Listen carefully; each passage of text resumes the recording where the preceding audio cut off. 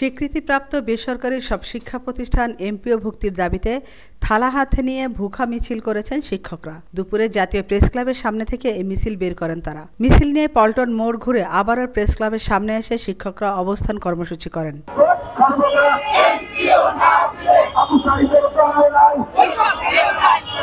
এ নিয়ে টানা 15 দিন প্রেস ক্লাবের সামনে অবস্থান কর্মসূচি পালন করছেন নন এমপিও শিক্ষা প্রতিষ্ঠানের শিক্ষকরা। নন এমপিও শিক্ষা প্রতিষ্ঠান ঐক্য পরিষদের ব্যানারে গত 23 ফেব্রুয়ারি থেকে তারা এ কর্মসূচি করছেন। তাদের দাবি আদায় না হওয়া পর্যন্ত অবস্থান কর্মসূচি সহ আন্দোলন চালিয়ে যাওয়ার হুঁশিয়ারি দিয়েছেন তারা। গত 15 দিনে কেউ এসে আমাদের খোঁজ দেয় নাই, আমরা কিভাবে ইফতার করছি, কিভাবে সেহরি খাচ্ছি।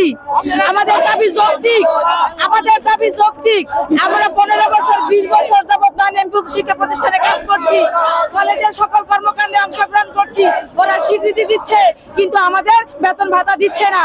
ওরা কেন স্বীকৃতি দিল, কেন পরীক্ষার অনুমতি দিল, কেন ছাত্র ভর্তির অনুমতি দিল, আর কেনই বা আমাদের এমপিভুক্ত করছে না?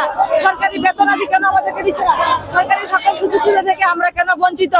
আমাদের মাননীয় প্রধান উপদেষ্টা, শিক্ষা উপদেষ্টা এবং অন্যান্য সমন্বয়ক যারা আছে সবার কাছে আমাদের একটাই দাবি, আমরা সত্যিকারের ভুখা। আগে আমাদের দিকে দৃষ্টি দেন, আপনারা আসেন, আমাদের সাথে কথা বলেন, আমাদের দিক বিবেচনা করেন, আমাদের দাবি শোনেন। আমাদের দাবি যৌক্তিক। ভিক্ষের জন্য আমাদেরকে বেতন দেখ, ডাল ভাত দেখ, বাচ্চাকে নিয়ে বাঁচতে চাই, বাচ্চার পেটে ভাত দিতে চাই, বাচ্চার জামা নাই, এই বাচ্চার কথা কার কাছে বলবো?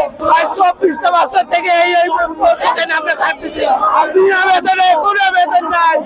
আমরা এই বাচ্চার কাছে আমরা অবহেলিত, সমাজের কাছে অবহেলিত। একটা মানুষ পাটকালি তার মজুরি দেয়, আমার সেই মজুরিটাও নাই। আমরা কে করে বাঁচবো?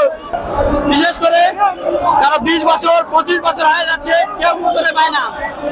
আমাদের ন্যায্য দাবি আমাদের এমপিও দিতে হবে, আর এমপিও না নিয়ে আমরা ঘরে ফিরবো না। সরকারের কাছে আহ্বান জানাতে চাই, সত্যিকার অর্থে আমরা বেতন ভাতা না পেয়ে আমরা অভুক্ত আছি। এই অভুক্ত অবস্থা দেখানোর জন্য আমরা ভুখা মিছিলের আয়োজন করেছি।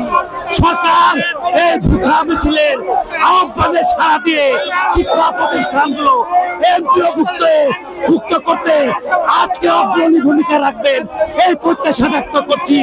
এই 15 দিন যাবত না খেয়ে না দে রাত্রি ওইখানে ইফতারি ছোলা মুড়ি আর হচ্ছে ওই রাত্রি যাই আলু ভর্তা খেয়ে আমরা শেয়ারি করছি।